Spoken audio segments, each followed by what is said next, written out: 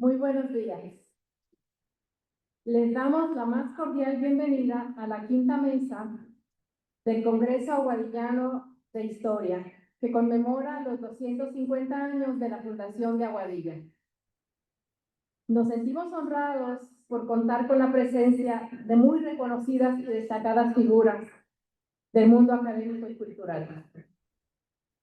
Agradecemos igualmente al público que nos acompaña aquí en la Universidad de Puerto Rico, en Aguadilla. Y saludamos calurosamente a quienes están disfrutando la transmisión en vivo a través de las redes sociales del municipio autónomo de Aguadilla y del Instituto de Cultura puertorriqueño. Nuestro primer ponente, el doctor José Antonio López, profesor de la Universidad de Puerto Rico, recinto universitario de Mayagüez, nos ilustrará con una ponencia que lleva por título Aguadilla canta su historia. Un fuerte aplauso, por favor.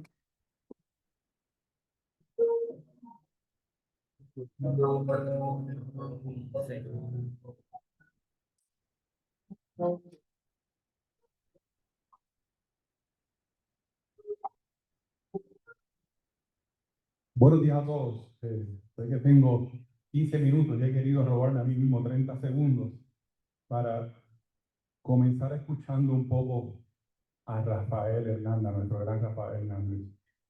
Mi nombre es José Antonio López, soy profesor en el recinto universitario de Mayagüez y estoy encantadísimo de estar aquí en esta celebración. Sobre todo saber que se le está dedicando este magno evento al ilustre aguadillano y puertorriqueño don Alfredo González Martínez, a quien me honro de tener una amistad estrecha. Freddy, todas las palabras que voy a decir aquí, toda mi pasión y toda mi intención está dedicada a ti. Espero que me estés viendo ahora mismo por las redes sociales. En la mañana de hoy voy a presentar un resumen de unos hallazgos que he realizado que abren nuevas perspectivas sobre la raíz del género del bolero y cómo Aguadilla, Puerto Rico, se expone como una cuna legítima de este género musical, no solo como forma musical, sino también como un fenómeno cultural transnacional. Entre los años 20, de 1920 al 1925, el gran Rafael Hernández residió en Cuba. Durante ese periodo, desarrolló una intensa y fructífera actividad artística y composicional. A lo largo de esos 5 años, nuestro Rafael Hernández crea un número significativo de obras, muchas de esas composiciones inspiradas en las tradiciones afrocubanas que tuvo la oportunidad de vivir en primera persona, de vivenciar directamente en su estancia en la isla de Cuba. Este contacto definitivamente enriqueció su perspectiva de cómo se hacía la música en la hermana Antilla Mayor. Sin embargo, siempre me ha resultado sorprendente y curioso que nuestro Rafael Hernández nunca compuso un bolero durante esos 5 años que vivió en la Antilla Mayor. ¿Por qué razón Rafael Hernández no compuso un solo bolero en esos 5 años? Bueno, la razón es sencilla y es contundente. Es que el género del bolero, tal como lo conocemos, no existía. Desde el año 1983 se nos ha indicado que fue en el año 1883 donde nació el primer bolero de la historia. Título: Tristezas. Autor: José Pepe Sánchez. Todos hemos sido víctimas de una interpretación histórica errada, que aunque pueda sonar romántica, no se ajusta a los datos de la realidad. Me dispongo a afirmar un descubrimiento realizado recientemente que posiblemente pudiera resultar incendiario para algunos sectores, pero es necesario decirlo, y es que Tristezas de Pepe Sánchez en Santiago de Cuba en el año 1883 no era un bolero. Recordemos que la música que dominaba en Cuba en los tiempos de Pepe Sánchez en el siglo XIX era la música de dos compositores. Existían las contradanzas de Manuel Saumet y existían las 36 danzas cubanas creadas por Ignacio Cervantes. En varias visitas que he podido realizar a la isla de Cuba, siempre me he hecho dos preguntas que quiero presentar aquí hoy y que me llevan a Rafael Hernández. La primera es, ¿por qué al día de hoy los trovadores santiagueros interpretan Tristezas de Pepe Sánchez? Al día de hoy todavía lo interpretan con el ritmo de la danza cubana de Cervantes. Es decir, no lo interpretan como un bolero. Y la segunda pregunta, ¿por qué nosotros hasta el día de hoy seguimos afirmando que Tristezas es el primer bolero de la historia? La respuesta a esta segunda es la siguiente. Y es que con Tristeza ha sucedido lo que ha sucedido con otros géneros. Por ejemplo, todos recordamos aquí, en el año 1952, verano del 52, un acontecimiento musical que se recuerda más que la Constitución de Lela. Me refiero a la grabación que hizo Felipe Rodríguez con Miguel Alcáid y Rafael Charón de La Última Copa. La Última Copa Felipe la grabó como un bolero. Pero ¿saben qué? No es un bolero, era un tango. Lo mismo sucede con el famoso tango Nieblas de Riachuelo, que Davidita lo pegó durísimo en Puerto Rico, pero no, originalmente era un tango. Es decir, en estos dos casos, el arreglo no transforma la esencia original del género. Ahora, ¿dónde y cuándo nace el bolero? Prepárense para recibir estos hallazgos que acabo de encontrar tan reciente como hace 2 semanas. El certificado de nacimiento del bolero, si lo queremos buscar, hay que espiar en 3 lugares. En Cuba, que lo acabo de presentar ahora, el caso de Tristeza, en Yucatán y aquí en Puerto Rico. Muchas veces escuché al respetado musicólogo puertorriqueño Agustín Vélez afirmar que fue Aquellos Ojos Verdes el primer bolero registrado fonográficamente en Cuba. Y eso ocurrió en el año 1930. Es decir, si Tristeza hubiese sido un bolero del 1883, no existe más ningún bolero hasta el 1930, que fue Aquellos Ojos Verdes. Por ejemplo, hay que mencionar las composiciones de María Botina de la Portilla Torres, la famosa María Greber, composiciones hermosas, pero todas seguían la tendencia del lirismo y las características del estilo europeo donde ella se formó musicalmente. En Yucatán, musicólogos afirman que hay una composición del año 1918 bajo el título de Madrigal y lo atribuyen como el primer bolero yucateco. En este caso no existe manuscrito original.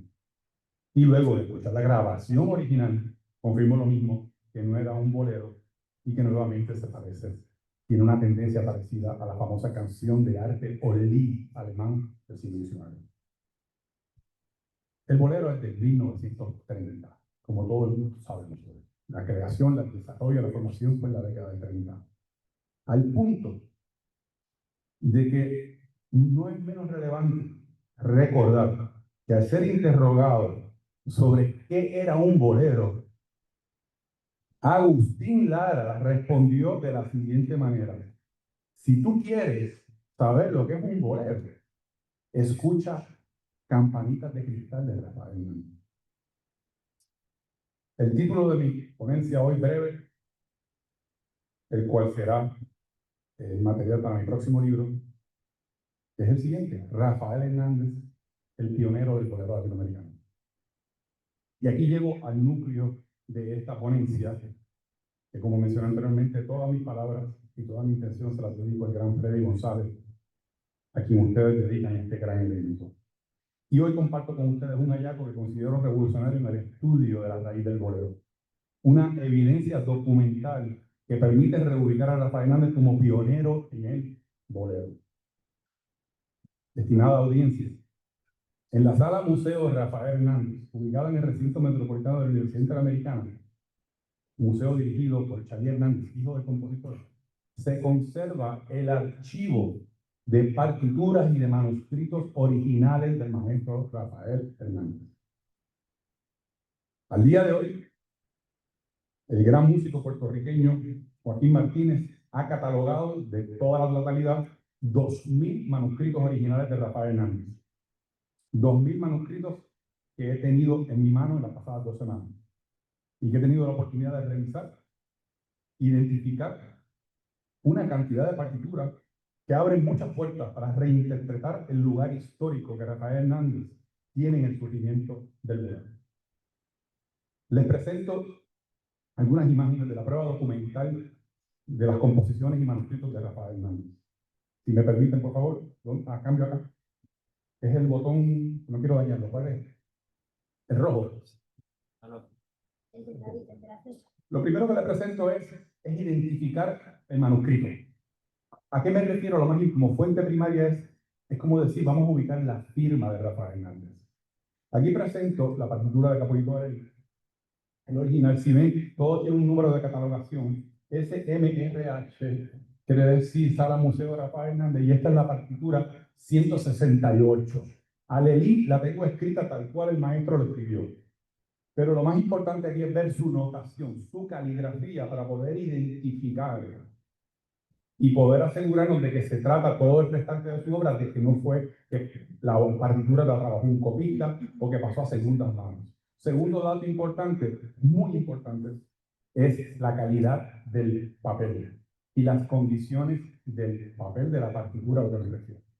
Hago un paréntesis para decir que todas las partituras de Rafael Hernández ha sido un privilegio que yo me hayan permitido trabajar, pero todo se trabaja y se manipula con guantes blancos, ¿verdad? Por la conservación de las líneas.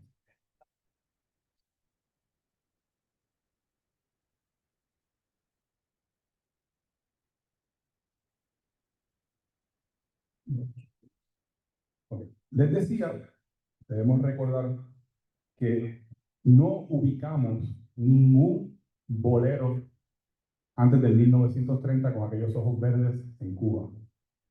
Y yo quiero presentarles este hallazgo interesantísimo en el archivo de Rafael Hernández. Aquí lo tenemos de manuscrito de él y vemos algo muy interesante.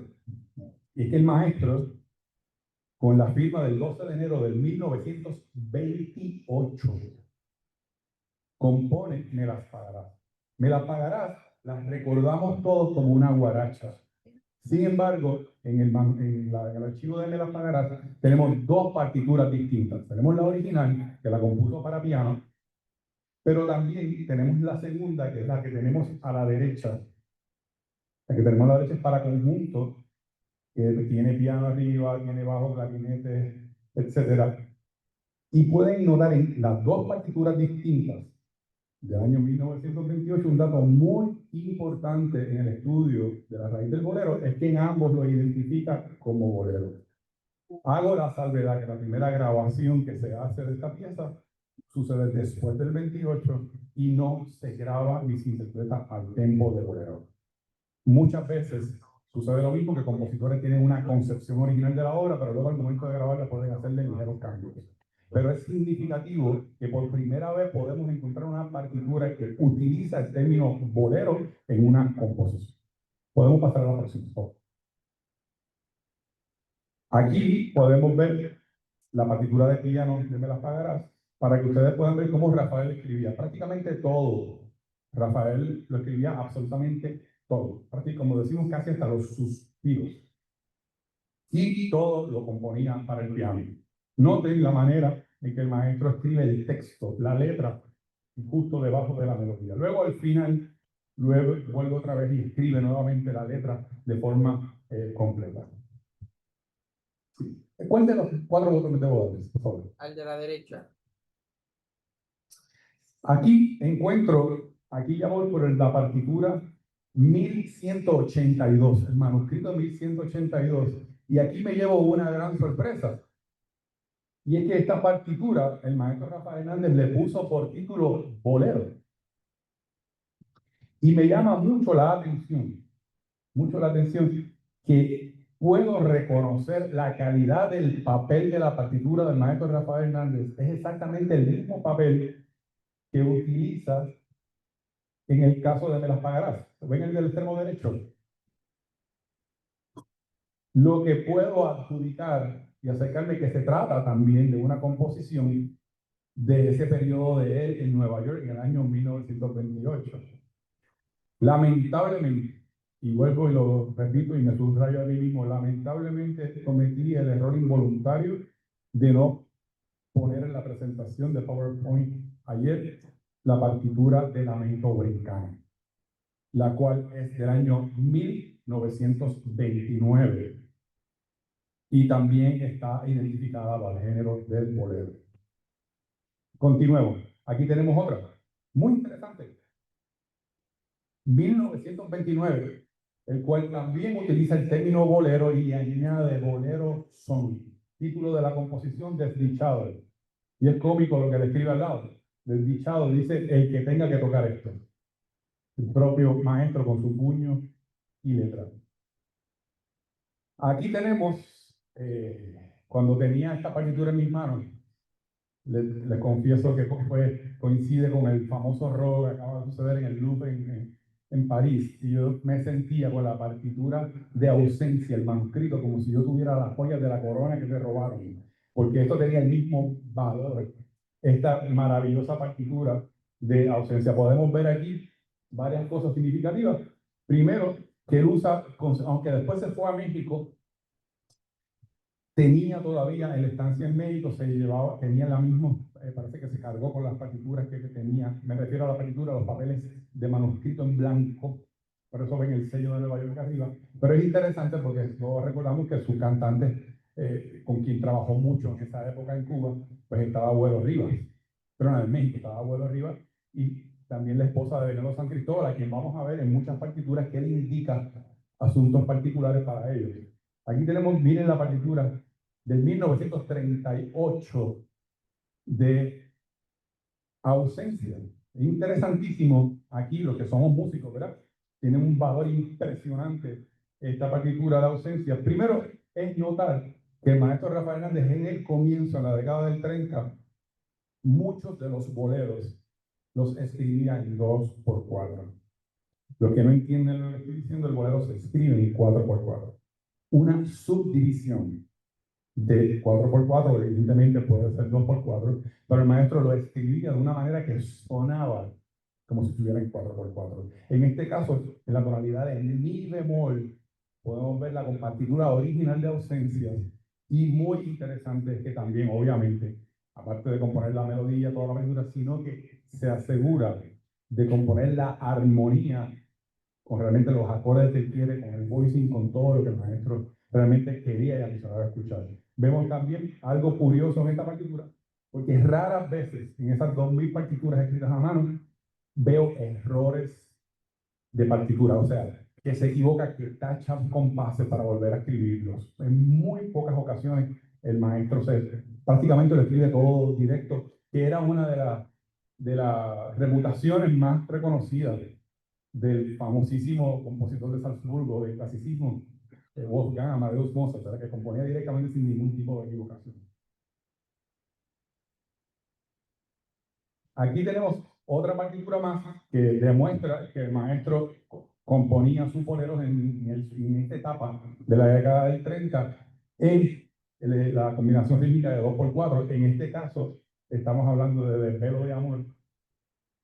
Me queda muy poco tiempo, voy a acelerar un poco. Y aquí tenemos dos composiciones más.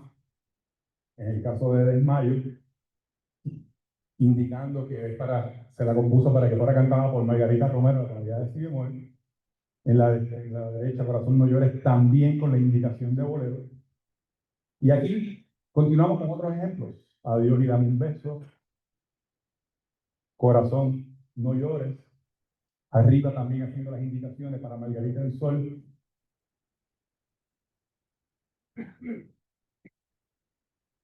Y Congoja. Me llamó la atención la partitura de Congoja porque ya a partir de aquí el maestro compone los boleros en la métrica de 4x4. Una vez más podemos ver que todo lo componía el maestro para el piano. En esa época, antes del surgimiento de boleros, se utilizaba mucho el término canción. Muchos compositores del Caribe utilizan el término canción, no utilizaban el término bolero. Y me llamó poderosamente la atención que en el caso de Ahora Seremos Felices, utiliza el término canción. En Qué bonita eres tú, la identifica como canción bolero, de abril de 1939. Lo mismo en Amor Eterno, canción bolero. Pero en Oui Madame, algo que no sabía y seguramente muchos aquí no conocemos, es que el maestro la concibió como un bolero tango del año 36. Y en el caso de Mayita, lo identificó como un bolero swing. Y por último, me parece muy curioso que en Ese soy yo, vengo a ver tu ribera y tus palmares. En la partitura principal lo indica como canción, pero miren la nota que pone en la derecha. Dice no grabada. Muchas veces cuando no están grabadas, él lo escribía no grabada. Y dice canción patriótica. Yo sé que Rafael Hernández admiró mucho y estimuló mucho al gran cantante Tato Díaz de Junco, Puerto Rico, para que grabara Ese soy yo. La grabó con los arreglos de Luisito Benjamín. Para terminar, que ya me están avisando, les comparto el archivo, la partitura. En el lado izquierdo está Chalí, el hijo de Rafael Hernández, y a mano derecha el gran Joaquín Martínez, uno de los músicos más prestigiosos de Puerto Rico, quien es el poseedor de todos los arreglos de Moncho Ucera, al igual que todos los arreglos de Manny Visoso, entre joyas que el gran Joaquín Martínez Guapo administra. Pueden verme a mí con los guantes blancos con el cual utilicé todo esto. A manera de conclusión, y para terminar, tengo el siguiente párrafo de cierre. Si realizamos una mirada retrospectiva al legado musical de la ciudad de Aguadilla, sobresalen 6 figuras ilustres. Don Pepe Reyán Lequerica, Don Jesús Figueroa, Julio Roque, Plácido Acevedo, Noro Morales y el colosal Rafael Hernández. El propósito principal de la presentación es ofrecer una nueva perspectiva que reivindica a Rafael Hernández y Aguadilla como epicentro del quehacer musical más significativo en la historia del bolero latinoamericano. Espero que mi presentación sirva para visibilizar la riqueza artística que ha emanado de Aguadilla, esta ciudad costera, que muchas veces ha sido pasada por alto en el discurso historiográfico musical del país. Ojalá mi presentación se pueda convertir en un ejercicio de memoria, pero también en una relectura crítica que busca colocar a Aguadilla en el lugar de honor que le corresponde dentro del mapa cultural de la nación puertorriqueña. Muchísimas gracias.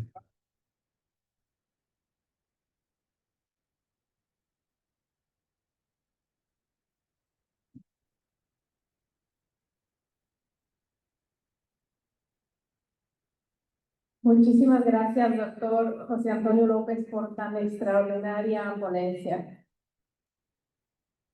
La doctora Eda Soto Crespo, directora del Departamento de Español de la Universidad de Puerto Rico en Aguadilla, nos ofrecerá su fascinante estudio titulado Monólogo de Carmen Laura. Un fuerte aplauso, por favor.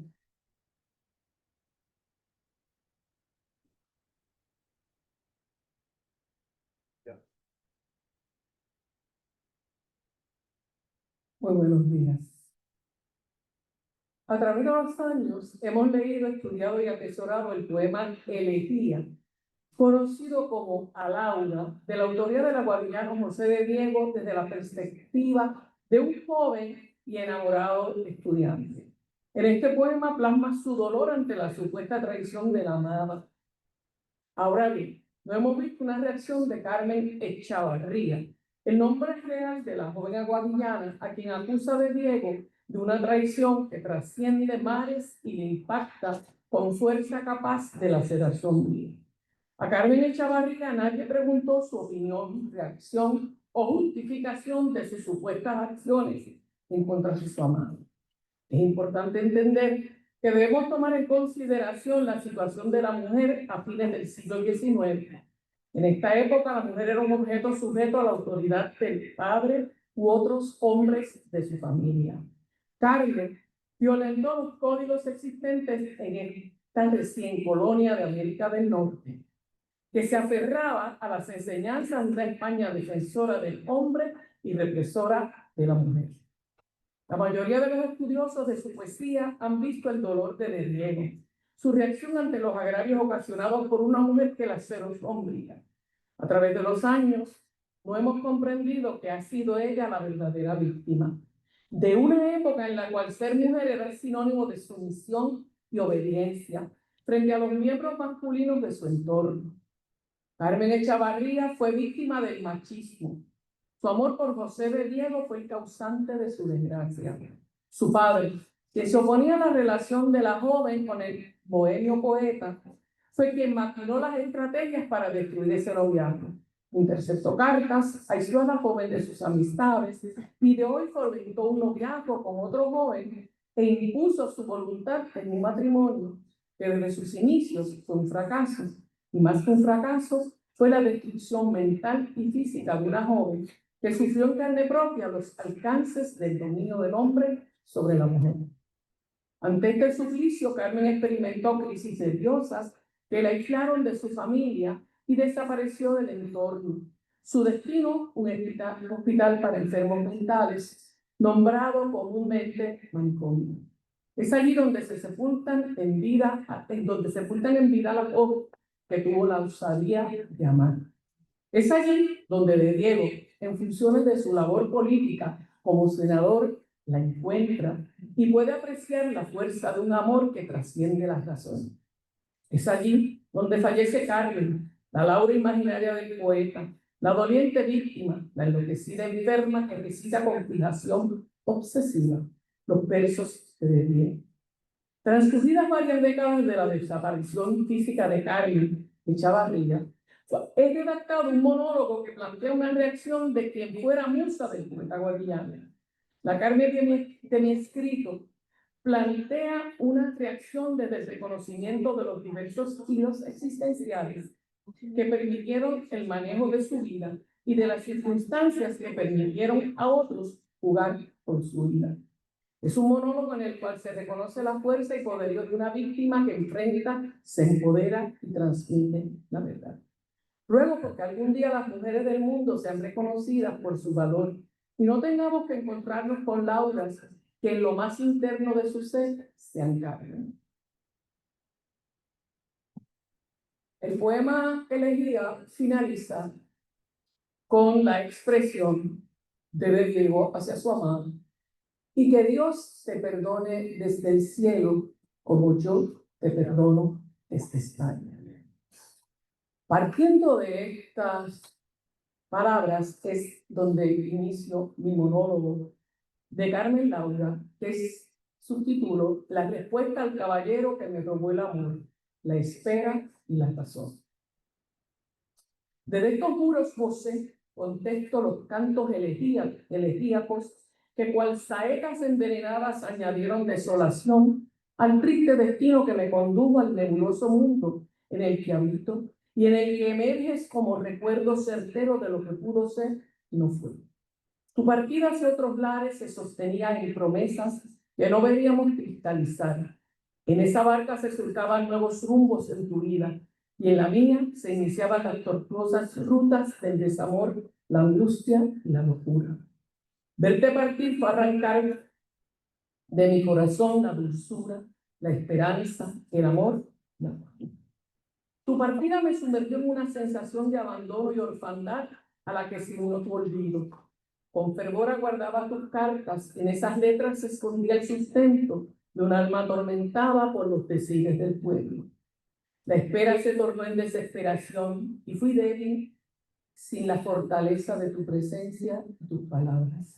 Gran caballero que fuiste mío hasta que la sombra de la duda, la traición y el engaño le ganaron la partida a una promesa de amor. Sucumbí ante el abandono y deposité en otros el devenir de mi existencia. El llanto se tornó en suspiros, la voluntad de otros me arrastró a otros brazos. Pero el olvido nunca se hizo presente, y aunque otras manos tocaron mi cuerpo, mi amor fue fiel, fui tuya y de tu recuerdo. La niebla de los años se unió al dolor y renuncié a la cordura, mas nunca tu memoria. Hoy te he visto. Por los versos que emergen de mis agrietados labios me has reconocido. No hay reclamos. El destino siempre se alza vencedor. El espectro en el que habito solo ansía borrar de tu corazón la sombra de la traición. Ni Carmen, ni Laura, o todas las hembras que pueblan esta tierra, merecen un perdón desde la lejanía. Mira la obra de la desconfianza, mira el espectro de la verdad. Este despojo que habita en el mundo de la sin razón, solo quiero que encuentres en mis ojos hundidos la llama que aún se enciende por el recuerdo de tu amor. Y no acepto ni pido perdón, nada hice. Solo me dejé llevar al matadero cual oveja perdida y otros jugaron con mi destino. ¿Creen ellos que ser mujer implica renuncia? Se equivocan. No limites a lo que habita en tu esencia. Y te llamo José, sin un seudónimo, porque los asuntos del amor se tratan de frente. Yo, la díscola, la sufriente, la mujer olvidada, o tal vez perdida en el transcurrir del tiempo, la que por lustros ha seguido a tus poemas abrazada, la que ante la pretensión de un amor silenciado se ha visto arrojada a la renuncia. Yo, la eterna musa del amor vejado por la sombra de la perfidia, ante la opción de una vida indigna, hice como tu toro imaginario, y desde mi locura redentora, tu Carmen, tu Laura, enviste, y desde el recinto de la locura, contraataca. Muchas gracias.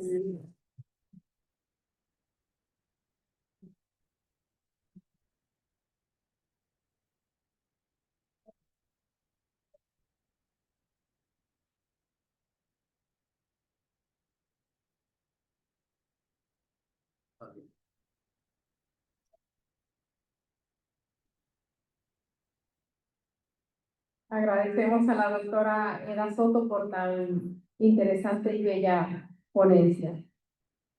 Hemos realizado un cambio al programa y a continuación estará presentando un ponente que estaba programado para la siguiente mesa. El doctor Carlos Hernández, quien es profesor del recinto universitario de Mayagüez e historiador oficial de Puerto Rico, nos estará presentando una ponencia que lleva por título Pueblo Nómada, del desarraigo militar a las formas contemporáneas del arraigo en el poblado San Antonio. Un aplauso, por favor.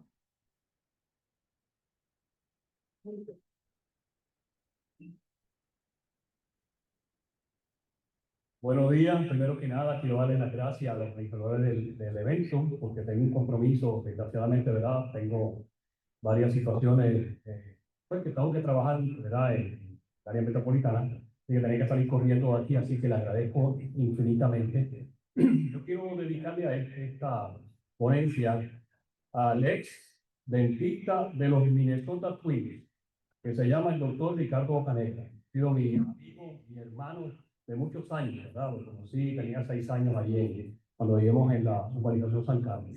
Y como título personal, quiero decir 2 cosas sobre todo. En primer lugar, yo fui estudiante de aquí, fui profesor. Después de profesor, fui el director de la nocturna, pero más importante para mí, 2 cosas muy importantes. Este edificio y el edificio contigo de humanidades se iba a subastar en el 1986. Y un grupo de estudiantes creamos un periódico que se llamó el periódico El Boyacá. El Boyacá es una región en Colombia que Simón Bolívar tomó la ofensiva de la guerra y en adelante no perdió una batalla más. Entonces queríamos simbolizar ese evento y se detuvo la subasta. Se detuvo la subasta, ¿verdad? No gracias a este compañero, sino gracias a la movilización que hubo. Y en segundo lugar, tuve el privilegio de llevar un mensaje del director y decano, se llama Ricardo Villalón, para que el profesor Pablo Fernández, yo lo conocía como Palín Fernández, le diéramos la encomienda de escribir el himno de Cora. Este servidor tuvo el privilegio de hacer eso. Era un gran amigo de la infancia. Dicho eso, voy a comenzar con la conversación. Pueblo nómada, me voy a quitar los lentes para poder ver. Pueblo nómada, el desarraigo militar a la forma contemporánea del arraigo en el poblado San Antonio de Aguadilla. A veces, la historia de un pueblo cabe en una mudanza, pero en San Antonio caben varias y ninguna lo quebró. A golpe de expropiación, cuando las casas se desmontaron tabla a tabla y el mapa cambió de sitio, las familias apretaron los dientes y guardaron en cajas no solo su poca ropa y retratos, sino el pulso de una plaza, el rumor de una misa, las risas en el umbral. Sembraron otra vez en el barrio Aguacate, primero, en Montaña después, como quien trasplanta raíces sin perder la savia. Y allí, entre el zumbido de motores y el viento de la Puerto Rico 110, aprendieron a convivir, a convertir el golpe en oficio, el desarraigo en vecindad, el vaivén en la escuela de Fortaleza. 86 años después, la evidencia no es un monumento, sino una costumbre. Abrir la puerta, nombrar el barrio, alzar la frente. San Antonio no solo persistió, convirtió cada desplazamiento en una promesa de regreso. El poblado San Antonio de Aguadilla, poblado entre cañaverales y faenas agrícolas, fue empujado por fuerzas que eran externas. Primero, la defensa hemisférica y la expansión militar de Estados Unidos, que magistralmente habló ahorita Olvin Miller, de los Estados Unidos. Luego, la reconfiguración aerotecnológica del noroeste. Sin embargo, sobrevivió. Esta ponencia propone una lectura de larga duración del 39 al 2025 que integra fuentes censales, testimonio y documentación notarial para demostrar que a lo largo de 86 años de desplazamiento, de anclaje renovado, San Antonio no solo persistió, aprendió a vivir del vaivén, a absorber el choque y a convertirlo en agencia comunitaria. Y como brújula al porvenir del poblado, mi libro Pueblo Nómada en la Villa Agrícola de San Antonio, al Emporio Militar de Rainy Bays, tengo unos cuantos ejemplares si les interesa. No solo recoge la ruta que nos trajo desde la estrategia de la Segunda Guerra Mundial hasta la fibra íntima de nuestra familia, sino que convoca con esperanza y sin miedo a soñar en San Antonio que florece, una comunidad vibrante que convirtió cada tratado en arraigo, cada nómina en oportunidad y cada mañana en la promesa de un progreso compartido. Línea de base antes de la expropiación del 39. Los censos previos a la construcción de Borinquen Field permiten trazar una radiografía fina de los barrios aledaños. Para el 35, el barrio de Aguacate registraba 647 habitantes y para el 40 ascendió a 976. Señal de la presión demográfica asociada al primer tratado del poblado. El patrón se repite en los barrios circundantes de Aguadilla, cuya población conjunta crece de 11.000 a 13.000 habitantes. Esta variación no fue un crecimiento orgánico, respondió a un movimiento humano provocado por la expropiación y por la urgente necesidad de reubicar viviendas y oficios. Tras la crisis de Múnich, la adopción de la defensa hemisférica de la isla se volvió emplazamiento estratégico. ¿Qué fue la crisis de Múnich? Culminó el 30 de septiembre del 38 con el Acuerdo de Múnich, firmado por Alemania, Reino Unido, Francia e Italia. Se permitió a Hitler anexar los sudestes territorios checoslovacos bajo la idea del apaciguamiento, porque es relación con la actualidad por la coincidencia. A cambio de su promesa incumplida de no hacer más demandas, el pacto desmembró a Checoslovaquia, debilitó la seguridad colectiva y envalentonó a Alemania, que ocupó el resto del país en marzo del 39 y abrió paso a la Segunda Guerra Mundial. El 1 de septiembre del 39, la prensa documentaba el traslado del poblado San Antonio al barrio Aguacate. La microhistoria preserva los detalles. Casas desmontadas y cargadas en camiones, ingenieros que midieron y trazaron nuevas calles y una plaza. Solares repartidos para evitar litigios. Los testimonios de la época confirman noches a la intemperie y la solidaridad de vecinos que se dieron ranchos y puertas para no dejar a nadie sin techo. En especial, el alcalde de facto del poblado San Antonio, el señor don Víctor Rito Hernández, no es mi familia. El segundo primer reanclaje del San Antonio actual del aguacate del 39 a la década del 40. El nuevo desplazamiento produjo al menos 3 efectos. Primero, la dispersión parcial. No todas las familias se trasladaron al mismo sitio, ni al mismo tiempo. Lo que explica que el incremento censal, aunque notable, no agota a los antiguos residentes del poblado. Segundo, la emergencia, los liderazgos locales, familias con capital y tierra, que facilitaron donaciones y ordenamiento urbano mínimo. Tercero, la dependencia estructural que exógeno, de un ancla exógeno. El cielo constructivo y laboral de la base redefinió ocupaciones, jornales y consumo regional, inaugurando una paradoja que atravesará el resto del siglo: empleo y movilidad al precio de la desposesión. El segundo reanclaje de San Antonio al barrio Montaña hasta la década del 50. La memoria registrada en las entrevistas posteriores colocan un segundo traslado en la década del 50 hacia el barrio Montaña, donde permanecen hasta el día de hoy. Con este desplazamiento se cierra la secuencia de 3 localizaciones históricas de poblado: origen, aguacate y montaña. La cartografía social se reacomoda, aparecen nuevas centralidades comerciales, la escuela, la plaza, sostienen la identidad y el nombre de San Antonio, operan como un hilo de continuidad simbólica, pese al movimiento físico. Cuarto, del complejo militar al corredor aerotecnológico del 60 al 2025. El cierre paulatino de las funciones militares reordenó la economía del litoral, pero no detuvo la lógica de anclas externas. Desde finales del siglo XX y con mayor intensidad tras el 2015, el entorno inmediato del poblado se integró a un conglomerado espacial y tecnológico, mantenimiento de mayores aeronaves, el aeropuerto Rafael Hernández, y operaciones de ingeniería manufacturada avanzada en el eje de Puerto Rico 110. Este ecosistema trajo empleo calificado, contrataciones de ingeniería y tecnología de información, y un flujo diario de empleados que almuerzan, compran y residen en la zona.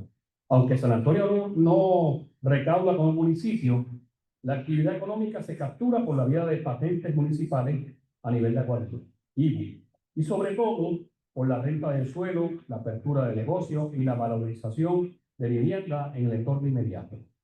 5. Evidencias demográficas y materiales de la persistencia. Censos y tablas de 35 actualmente muestran el salto poblacional en Aguacate y barrios adyacentes, correlacionándolo con la expropiación del 39. 2. Testimonios orales recogidos en la otra base reconstruyen el gesto técnico en la reubicación, medición, notificación, mudanza de vivienda y el tejido de ayuda mutua. Documento de registro personal tercero de la propiedad dedica las donaciones y cuerdas fijan huellas de reubicación. Cuarto, en la fase contemporánea, directorios oficiales y portales institucionales ubican plantas, oficinas en el Parque Industrial de San Antonio, en la Puerto Rico 110. Y en el entorno del aeropuerto, reforzando el nexo consumo, empleo, vivienda, que hoy sostiene al poblado San Antonio. 6. Balance interpretativo de 39 al 2025, tras 86 años de vida en movimiento. La trayectoria del poblado San Antonio es la de un pueblo nómada, solo en apariencia. Debajo de los traslados hay una continuidad social y espacial. El nombre, la plaza, la escuela, la red de parentesco, los oficios que se configuran, el comercio y la cercanía. La economía local se ha desplazado desde la agricultura hacia servicios de microcomercio y alquiler residencial, alimentado por nóminas aerotecnológicas. Esta persistencia no niega riesgo, presión sobre el acceso de la vivienda, congestión en la Puerto Rico 110, vulnerabilidad ante ciclos corporativos. Pero el saldo histórico se lo cuenta. El poblado ha sabido convertir cada shock exógeno en una oportunidad para recomponerse. Conclusión. Hoy, a 86 años del primer desarraigo, San Antonio es el punto en el mapa. Es una voluntad. No es un punto en el mapa, es una voluntad. Vivió en 3 moradas, de origen, aguacate y montaña. Y cada traslado aprendió a cargar no solo maderas y recuerdos, sino escuela, plaza, oficio, pero sobre todo fe. Donde otros verían mudanza, aquí hubo juramento. Convertir el empuje externo en impulso interno, hacer del golpe oficio, del vaivén permanencia. Hoy al compás del corredor aerotecnológico, el poblado confirma la lección mayor. La identidad no se mide por coordenadas, sino por una comunidad solidaria con sus acciones. Leída con ojos de historia y oídos de memoria, censos, expedientes, testimonios, la trayectoria de San Antonio revela un patrimonio intangible que no cabe en las escrituras. La decisión colectiva debe quedarse siendo aún cuando le tocaron moverse. Por eso, más que sobrevivir, el poblado conquistó la continuidad, levantó casa en 3 sitios distintos. En los 3 fue el mismo barrio. De ese centro nace la esperanza, la de seguir soñando un San Antonio que florece cada mañana, porque ya aprendió el arte más difícil, a hacer del movimiento arraigo y del arraigo futuro compartido. Muchas gracias.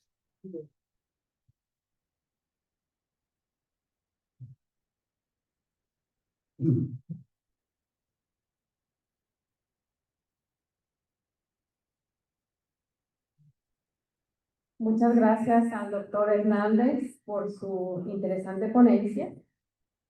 A continuación, el doctor Carlos Mendoza Acevedo, compañero del Departamento de Humanidades de aquí de la Universidad de Puerto Rico en Aguadilla, nos estará presentando una muy interesante ponencia que nos invita a mirar hacia el oeste.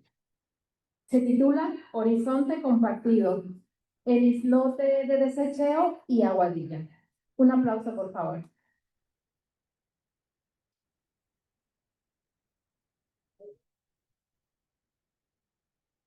Muy buenos días a todas y a todos.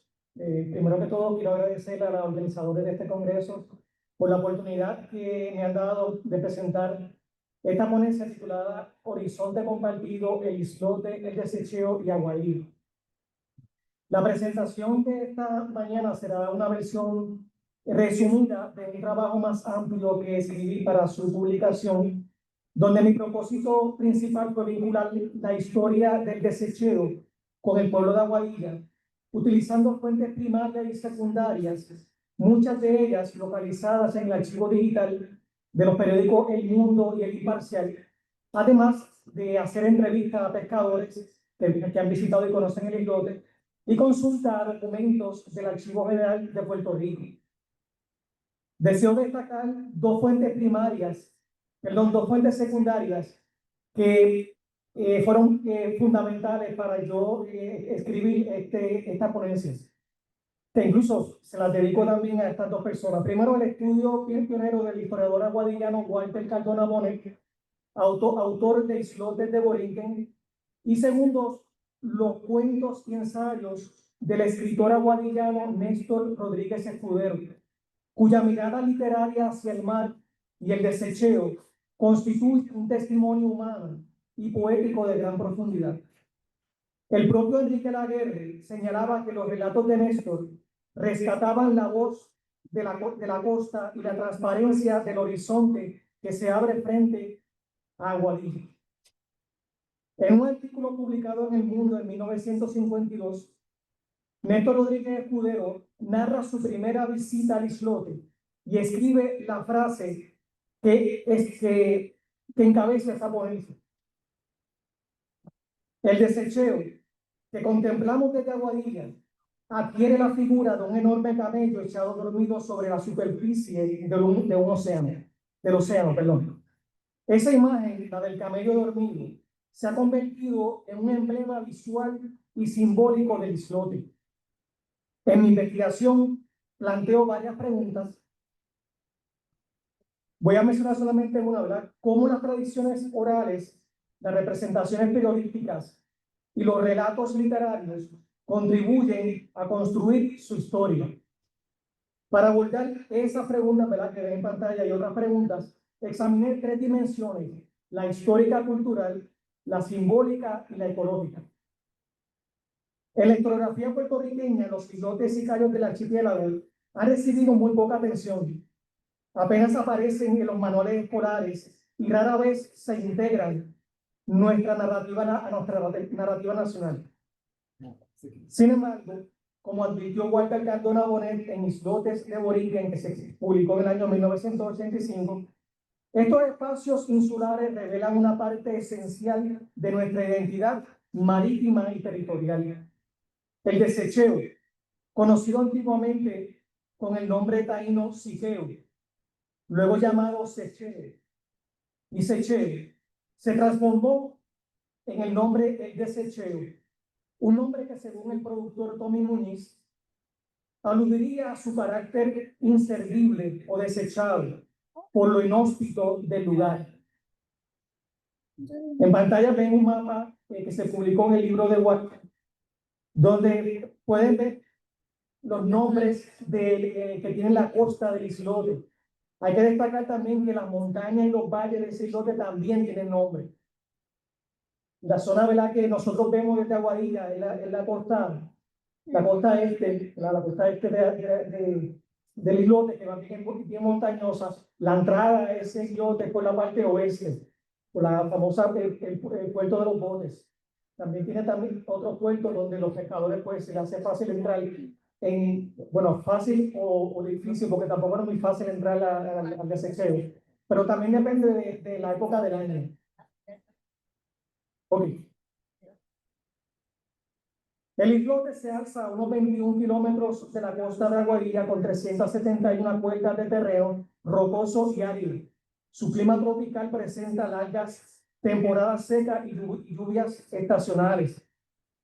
Durante la época colonial española, el desecheo fue codiciado por su posición estratégica. En 1533, un español conocido como Rodrigo de Sanlúcar solicitó su concesión a la villa de San Germán para criar cabras y sembrar yuca en el islote.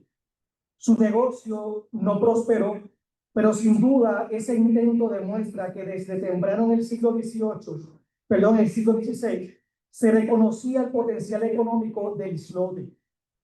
Más tarde, en el siglo XVIII, Fray Inigo Batina Sierra mencionó que allí abundaban cabras que eran cazadas por contrabandistas y pescadores del noroeste. El islote también sirvió como punto de observación de corsarios y piratas hacia el puerto de Aguadilla, quienes ocultaban en las áreas rocosas y en la cueva del desecheo botines de sus saqueos.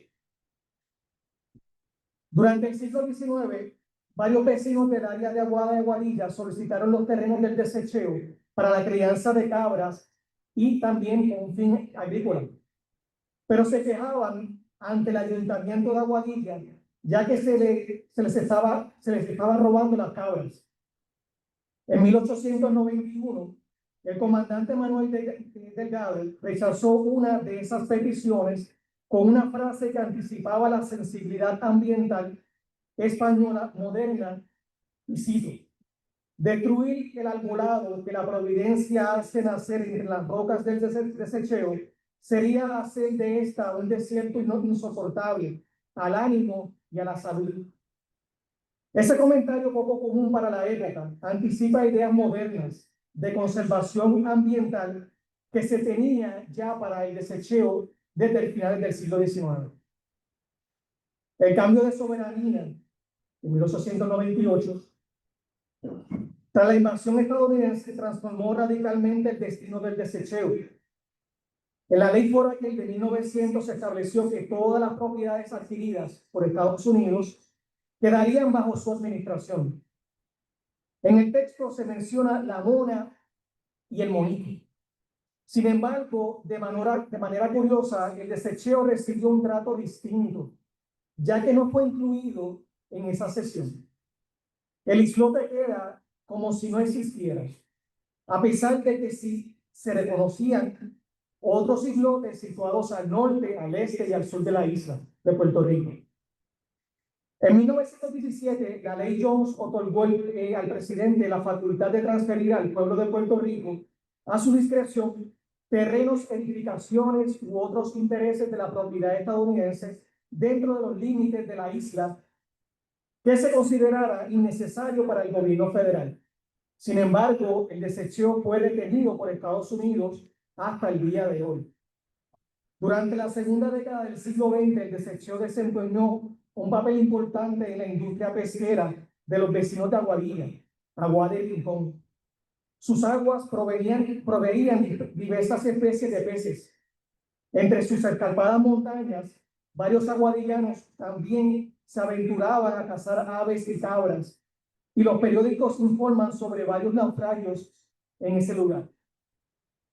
En 1937, el presidente Franklin Delano Roosevelt visitó el islote y transfirió su administración a Puerto Rico con fines de conservación. Pero 3 años después estalla la Segunda Guerra Mundial y eso va a alterar los planes que tenía, ¿verdad? En ese momento con lo que postuló el presidente Franklin Delano Roosevelt.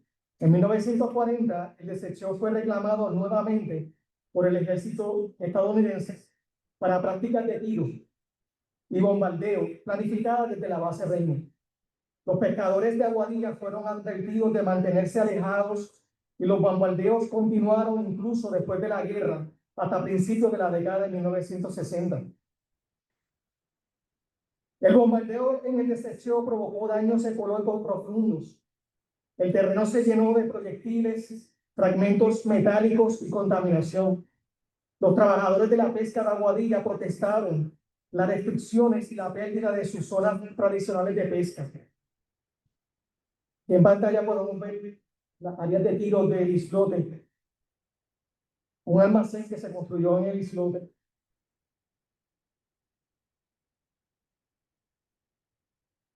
Y evidencia, ¿verdad?, de municiones que se detonaron en el islote. En medio de ese contexto, Rodríguez Escudero publicó en 1952 su crónica El Desecheo, donde narra su travesía al islote junto a pescadores aguadillanos.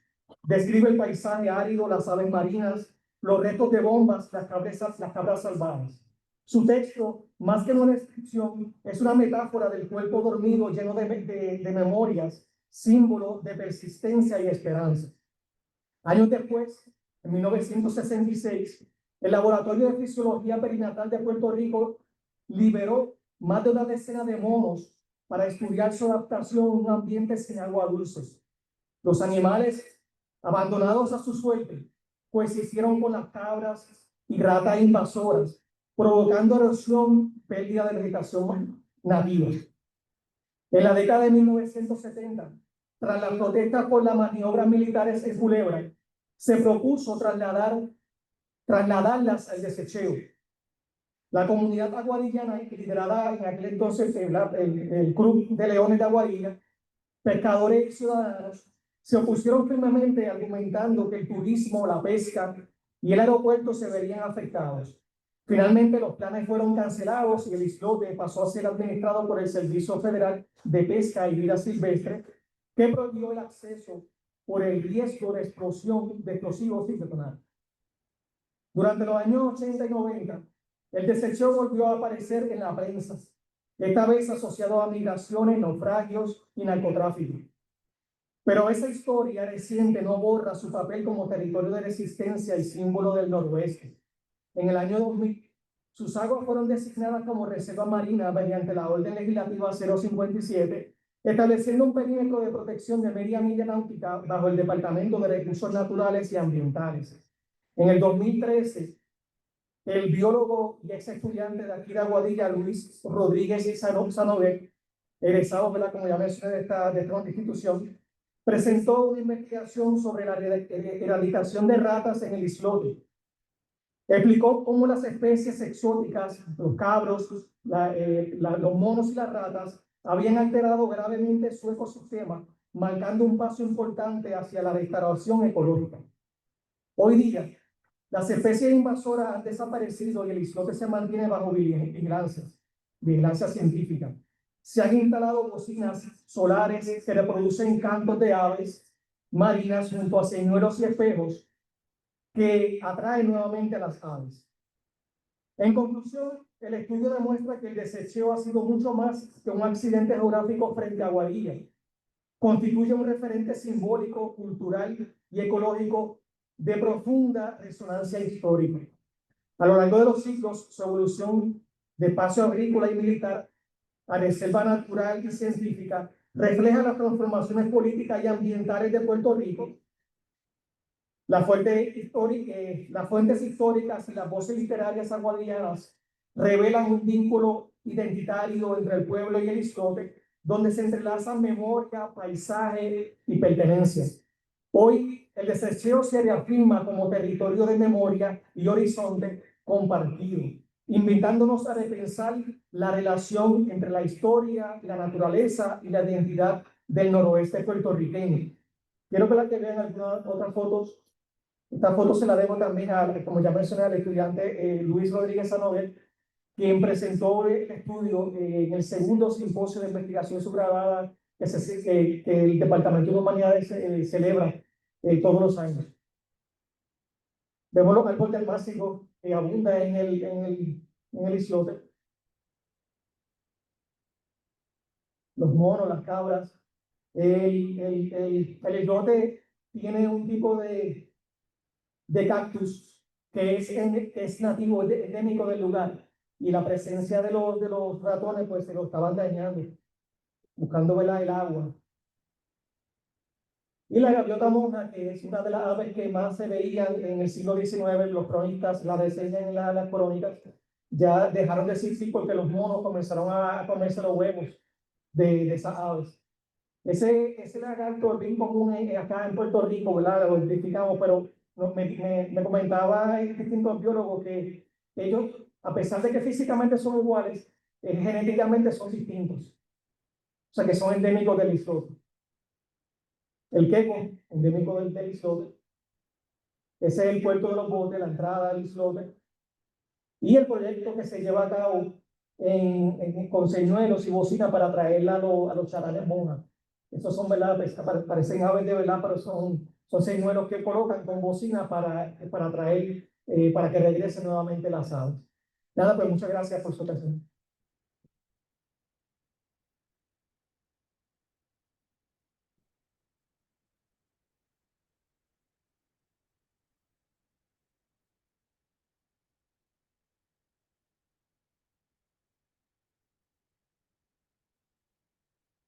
Muchas gracias, doctor Carlos Mendoza, por tan bonita ponencia. Para concluir los trabajos de esta mesa, el doctor José Alameda Lozada, profesor de la Universidad de Puerto Rico, recinto universitario de Mayagüez, nos dictará su ponencia titulada Pasado, Presente y Futuro Económico de Aguadilla. Un fuerte aplauso, por favor.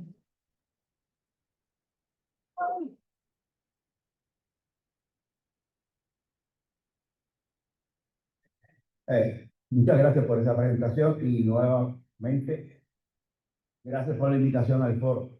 Esto tiene dos grandes virtudes para mí. Uno, se la dedicamos al doctor Alfredo González Martínez, mi profesor del recinto de Mayagüez, y a la misma vez Alfredo me ha adoptado como su hijo. No, sin herencia, claro. Ya lo he dicho, sin herencia. No sé si fue un error adoptarme, no más seguro. Y lo segundo, que mi esposa es precisamente de Aguadilla, que la conocí en Aguadilla. Y cumplimos 50 años de casados los otros días, aunque ella dice que le parece. Ella dice que le parecen 100, pero eso es su criterio. Bueno, quizás vamos a comenzar con cosas más banales, ¿verdad? O terminar con cosas terribles, que son la economía. Saludos a Ari Ortega, mi amigo de mucho tiempo atrás. Somos músicos, por cierto, soy músico también. Y disfruté mucho la parte de Josian, especialmente la partitura. Tengo una serie de preguntas, ¿por qué escribiendo 2x4, ¿verdad? En vez de 4x4, y luego cambié a 4x4, que es donde está típicamente el bolero. Toqué con las Happy Hills también, en la orquesta he tocado en Puerto Rico. Bueno, pasado y presente y futuro. Esta es la agenda. El marco analítico de Aguadilla dentro de una región. Es importante entender que uno no vive aislado.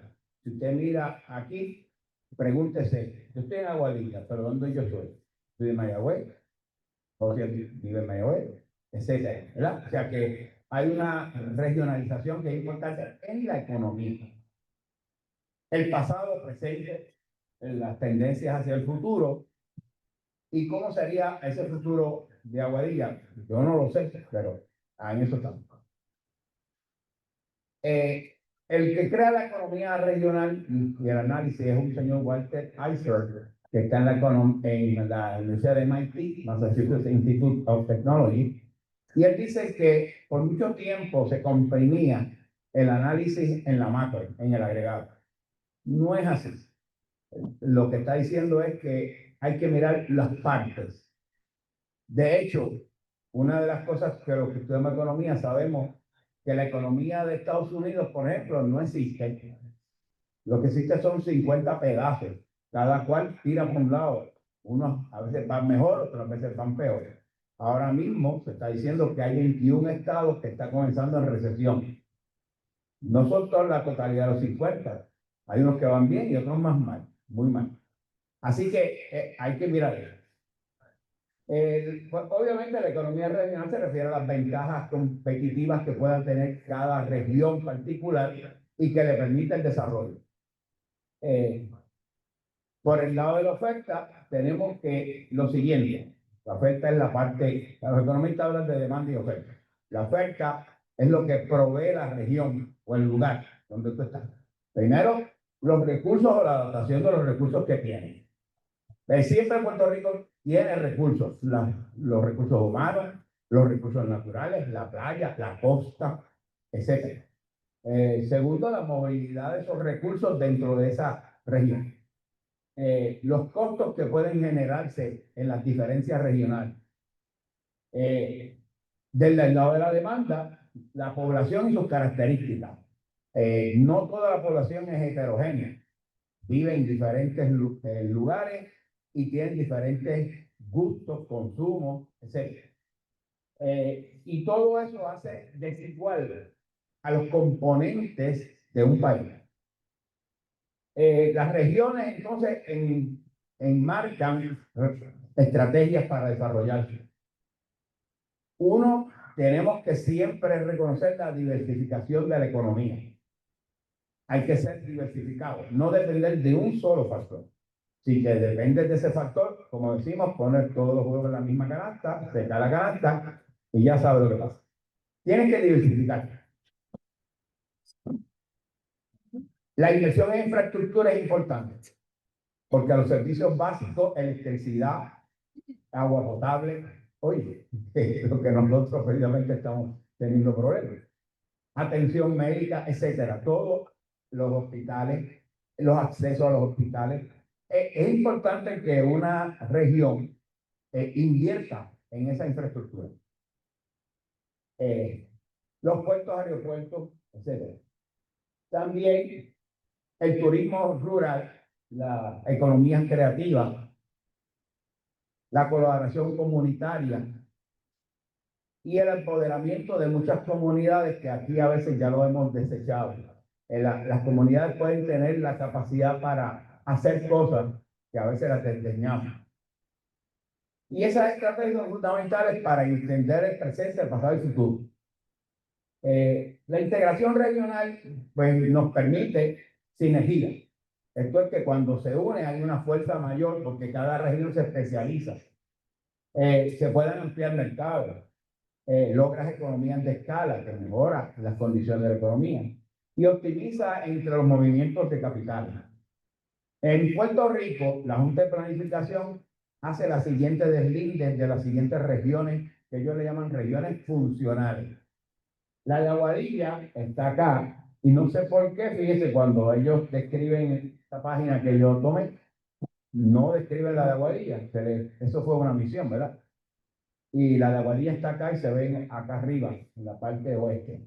Está incluyendo Aguadilla, Aguada, Moca, Isabela y San Sebastián. Aquí lo tenemos ya prácticamente más delimitado.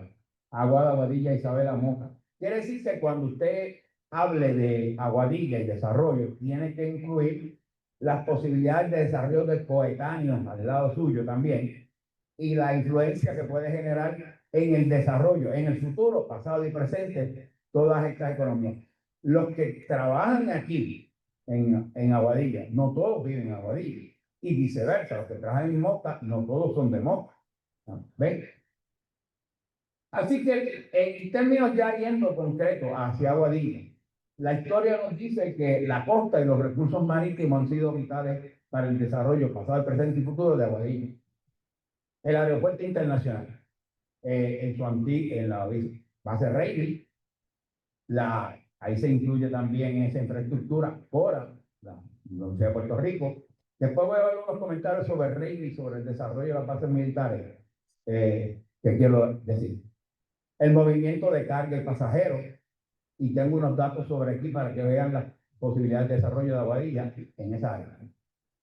Y el potencial de turismo también. Sin embargo, en Puerto Rico se ha dado un proceso de que muchas de las actividades se centralizan en la región metropolitana. Aquí tenemos algo interesante que yo siempre he planteado. Puerto Rico tiene 78 municipios. En solamente 5 municipios, que son San Juan, Guaynabo, Bayamón, Caguas, Carolina, usted concentra, unidades son los establecimientos, ¿verdad? De 20.000, de 46.000 establecimientos, 20.000 estaban en esa zona, en esos 5. Eso es como el 45%, se me quedó el porciento ahí. En el empleo promedio, igual, de 410.000, de un total de 831.000, casi la mitad o más. Los salarios totales pagados se concentran la mitad o más, 13.600 millones de 24.000. Casi la mayoría, sobre el 50% de Puerto Rico está concentrado en solamente 5 municipios. Obviamente es una planificación que se ha dado a través de la historia en Puerto Rico, que no ayuda al desarrollo de otras regiones, especialmente las regiones centrales de Puerto Rico, y genera una desigualdad enorme en Puerto Rico. Aquí tenemos los porcientos que estaba hablando ahorita: 45% en establecimientos, casi 50% en empleo, y salario total 56%. Así que la fuerza mayor está fundamental centralizada en estos municipios que estoy diciendo. Vamos al pasado. La actividad de Aguadilla fundamentalmente se habría caracterizado en actividades de naturaleza económica y también militares, cuando hablamos prácticamente después de por la Segunda Guerra Mundial. La base de los recursos, como la tierra, la base de los recursos, el mar, las actividades de pesca, puertos, aeropuertos, comercio al detalle, al por mayor, los sectores de servicios, el apoyo de actividades militares de Estados Unidos dentro de la Segunda Guerra Mundial mediante la base Reilly hasta 1973, y se trasladan totalmente las facilidades al gobierno de Puerto Rico en 1976. Aquí tenemos fotos de operación Manos a la Obra, que después de la Segunda Guerra Mundial pues, se comienza, y fundamentalmente basado en el desarrollo de la manufactura. Importante, obviamente, Aguadilla fue parte de ese desarrollo, pero en las fábricas que llegan aquí, dice el estudio de Alfredo González, que estaban muy poco asociadas a la infraestructura de Aguadilla. Era algo raro, ¿verdad? Era poco asociado ese desarrollo a lo que infraestructuralmente tenía Aguadilla. Y aquí vamos a hablar sobre la base Reilly y sobre el desarrollo, la militarización y ese tipo de cosas. Las bases militares cumplen objetivos militares. Las bases militares no cumplen objetivos de desarrollo económico en ninguna región. Yo he estudiado, tengo 75 años, pero confieso, y he sido toda mi vida economista. No sé si eso es bueno o eso es malo, pero sí es cierto. Y yo no he visto en ningún país, región del mundo, que diga, vamos a desarrollar a esta región a través de bases militares. No, señor. No es que sean malas las bases militares, es que cumplen objetivos militares, no cumplen objetivos de desarrollo. Cuando un país planifica su desarrollo económico, plantea, tenemos que desarrollar la infraestructura, tenemos que desarrollar las carreteras, el desarrollo de la tecnología, universidades para el desarrollo tecnológico, etcétera, etcétera. Tú marcas tus puntos de desarrollo, pero jamás y nunca lo ubicas dentro del marco de desarrollo militar. Si lo militar se plantea, ¿verdad? Se plantea solamente como una especie de intento militar y puede generar algunas compras. Pero vamos rápido porque ya tengo. Estas son las gráficas, miren. Esa línea, aquí hay dos. Eso fue datos de la base Rey. Oficiales, los civiles, los enlistados. Si se fija, la línea anaranjada responde a los enlisted, ¿verdad? Que estaban en la base Rey. Cuando cae la bomba de Hiroshima y Nagasaki, en el 45, había un pico y cae, porque claro, no se necesitaba tanto enlistado. Y luego tuve el conflicto de Corea, aumentan. Responde a objetivos militares. De eso se ve que obviamente lo que se llama la población nativa, como yo le llamo el censo, Reagan versus Rupert Road. Reagan tenía más gente que Rupert Road viviendo, pero sobre el 86% eran personas nativas que residían de los Estados Unidos y solamente un 8% eran nativas de Puerto Rico y que respondían a los militares.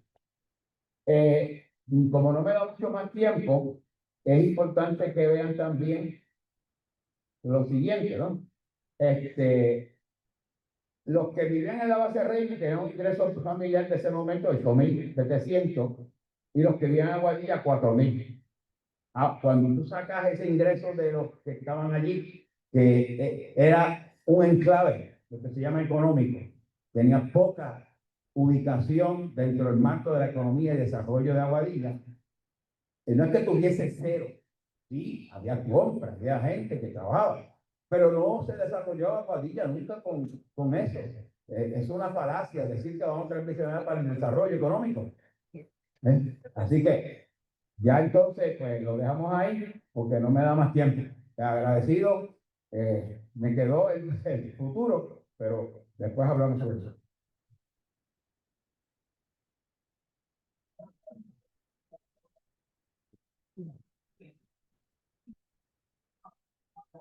Esos son los 15 minutos más cortos que yo tengo en mi vida. Sí, no son 15, son 5. Muchas gracias, doctora Alameda. Debido a cuestiones de tiempo, tendremos que obviar la sesión de preguntas y respuestas. Sin embargo, los invitamos a